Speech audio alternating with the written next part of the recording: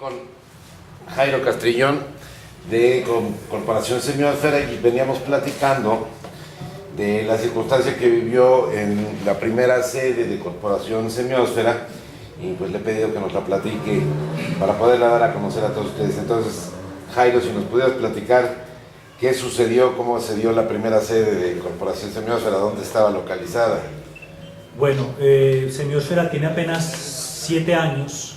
Sin embargo, nosotros venimos de un proceso de muchos años dentro del municipio de Bello. Bello es una ciudad cercana a Medellín, es la segunda ciudad del departamento de Antioquia, una ciudad con casi 400.000 habitantes que fue formada, fue construida a partir de todos los obreros que llegaban de todas partes de Antioquia, atraídos por la sirena de las fábricas que se instalaron a principios del siglo XX en Bello. La más fuerte de todas fue en 1923, que nació Fabricato, y alrededor de Fabricato, de 3.000 habitantes que tenía el municipio, durante el siglo XX alcanzamos más o menos 400.000 habitantes. Todo esto generó en los años 80, ya cuando se hace la apertura económica, se quiebran las empresas nacionales y generó que un municipio que se había formado alrededor de la fábrica, un municipio que se había hecho con la fábrica, que era el 90%, su municipio era el 90% dependiente de la fábrica, obviamente entraba en una crisis muy fuerte. La crisis de los años 80, donde todo ese obreraje se ve desempleado, se ve con una cantidad de problemas sociales. En ese periodo, entonces, coincide con el fortalecimiento del grupo, de todas las fuerzas narcotraficantes, y obviamente Pablo Escobar, con una gran influencia en todo el Valle de Aburrá, en Colombia y en muchas partes, logra cooptar muchos de estos muchachos, digamos, y de estos hijos de obreros, como en sus ejércitos de narcotraficantes, y sobre todo pues como carne de cañón y como soldaditos, digamos, de todas esas estrategias de fortalecimiento militar que tenían. Esto está contrastado con un movimiento también masivo que se está dando en los barrios, con la influencia de Fabricato, que logró formar a muchos muchachos en artes y en oficios, que logró crear bibliotecas, grupos de interés, cineclubes, una cantidad de cosas. Eso nos permitió que los años 80 también nos cogieran como una comunidad muy formada, muy sensible, digamos. Entonces, en ese contraste de ese Tánatos y ese Eros, se debatió la ciudad de Bello en los años 80.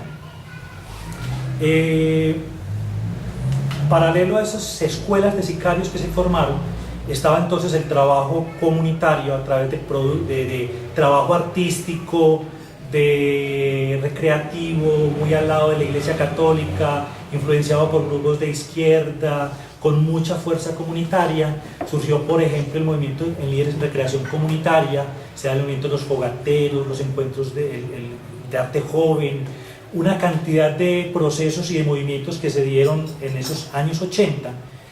Se forma un movimiento en la ciudad que es el de líderes en recreación comunitaria, que lo han conformado un promedio de 1.000 a 1.500 jóvenes voluntarios que trabajan permanentemente en recreación con los niños. Y eso permitió que Bello, en esa guerra en la que se enfrentó en los años 80 y 90, donde llegamos a tener 100 muertos por cada 100.000 habitantes, una cifra escalofriante, esa ciudad de tanta muerte resistiera a través de la cultura, del trabajo artístico, del trabajo recreativo, del trabajo ambientalista, generando permanentemente lazos sociales, y que la ciudad no sucumbiera, digamos, pues en ese infierno. En ese proceso del 87 que se conforma oficialmente el movimiento de recreación comunitaria, pero además de eso los trabajos de los distintos barrios, todo ese proceso confluye en los años 90 organizándose en una entidad que se llamó Corporación Rearte, que aglutinaba muchas propuestas de los barrios y se dio a la tarea de reclamar espacios para la cultura en la ciudad. Espacios físicos, pero además también espacios políticos, espacios financieros, presupuestales, espacios conceptuales. Entonces logramos generar foros de cultura que todavía se siguen haciendo desde 1990 a la fecha. Cada año realizamos los foros de cultura, logramos organizar unas fiestas que se llamaban los encuentros de arte joven, logramos construir, hacer que el municipio, que la ciudad construyera una casa de la cultura de las más grandes que tiene el país, logramos administrar esos espacios como movimientos organizados, construimos un plan de desarrollo cultural que es modelo en varias ciudades de América Latina y que recibió el Premio Nacional de Cultura del Ministerio de Cultura.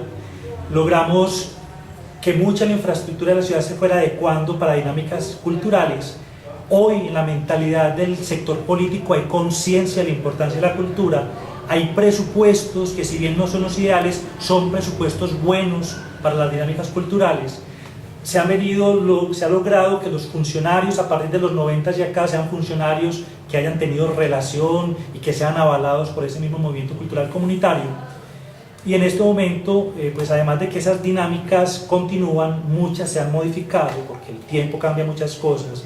Muchas personas han muerto también en este proceso, mucha gente se ha ido, mucha gente ha llegado, están todavía, los líderes en promedio siempre son 17, 18, ya luego se van casando, pero siempre permanecen líderes comunitarios, pero obviamente con otras filosofías, otros modos de entender la vida, porque así es la dinámica social. Pero aún hoy estamos en unas dinámicas que son muy importantes. Existen en este momento en la ciudad 7 sedes culturales comunitarias, además de una casa de la cultura que se mantiene repleta de gente, es una casa inmensa. Hay una escuela de música de 600 muchachos que están trabajando en la escuela de música. En este momento vamos a empezar con un parque de artes y oficios, donde antes eran los talleres del ferrocarril, donde llegaban todos los trenes, llegaban todos los migrantes a la ciudad. Hay espacios que se han venido adecuando en estas dinámicas a la cultura. La administración municipal es también una administración que es consciente, digamos, de la importancia, porque el alcalde actual, por ejemplo, se formó en el movimiento de líderes comunitarios, de líderes en recreación comunitaria, y en ese proceso formativo, obviamente no hay que convencerlo mucho de que esto es importante. Estamos construyendo en este momento el plan estratégico de educación.